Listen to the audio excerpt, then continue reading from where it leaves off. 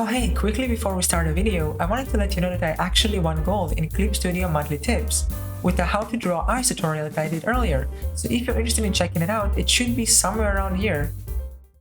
Hi, I love illustrating, drawing, and painting, and one of the things that influenced me to do illustration is, well, video games. And yes, playing too much and not practicing might affect your artwork for the worst. Not that it cough ever happened to me, cough, but getting influenced by games can give us so much inspiration, as a lot of times we enjoy drawing the things we like.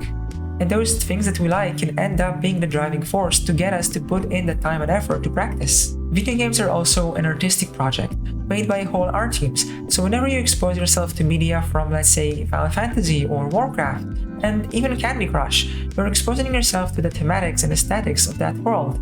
And you can't really be expected, for example, to draw a fantasy world without, well, looking at fantasy content, like Lord of the Rings or perhaps playing The Witcher. Do you like drawing anime style, or perhaps you're a fan of comic styles? Well, you need to expose yourself to that kind of content to be able to get inspiration from it. So yes, essentially, as an artist, part of your artistic journey is to look at films and play video games.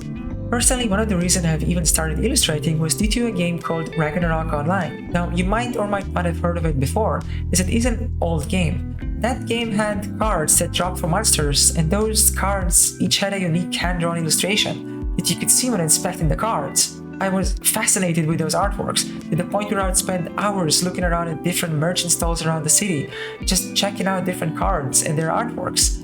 And later on, I really enjoyed League of Legends for the exact same reason. To those unfamiliar, League of Legends has fantasy characters with an illustrated splash art, visible for every single one. Those splash arts are of an amazing quality and are made by sometimes teams of artists, and are genuinely awe-inspiring, from the colors to the composition to the rendering.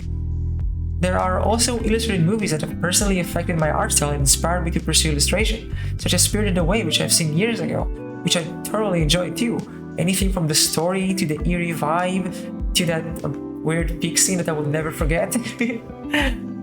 There's also The Lion King's vibrant colors and atmosphere, and the Iron Giant for perhaps, well, the opposite color scheme reason. Not to mention the vibes they both give you, from this lively forest to this melancholy suburban area.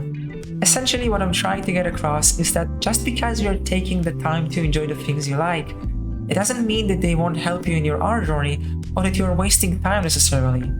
It's because essentially everything is a visual library, and you can't be expected to draw, well, a vase without never seeing a vase before. And you always want to improve your visual library and your influences to make your repertoire of options bigger and bigger. That will definitely make you a better artist. Now, of course, that is not substitute of actually studying the art style of what you want to draw, or the universe, or perhaps just copying designs for a while. Thank you for watching, and I know the sketch wasn't my best, but I've been trying to get something out there as I'm changing abodes right now. I'll have a lot more content real soon.